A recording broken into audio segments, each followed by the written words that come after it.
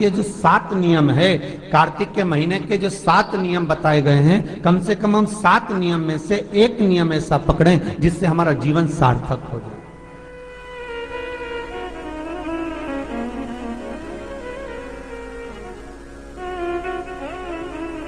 आप भले 7 नियम नहीं कर रहे कार्तिक के, भले एक नियम करो, पर वो नियम हमारा पूर्ण चलना चाहिए, उसकी नियम की पूर्णता पूर्ण होना चाहिए।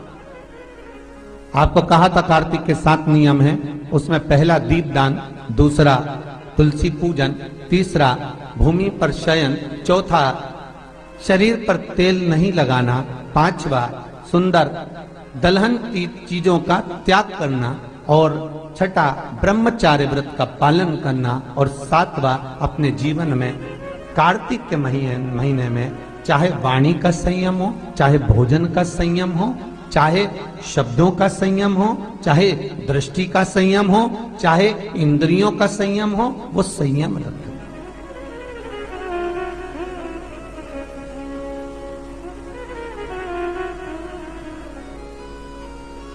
वो संयम धारण करना। अब हमें ये ज्ञात करना है कि 7 नियम जो कार्तिक के महीने के होते हैं, कार्तिक माहात्म्य में जो 7 नियम बताए गए होते हैं, इन 7 नियम में से कोई एक नियम हम हमारी जिंदगी में उतार लें, कोई एक नियम हम हमारे जीवन में उतार लें, जिस नियम के बल पर हमें परमात्मा का साक्षीकरण हो जाए।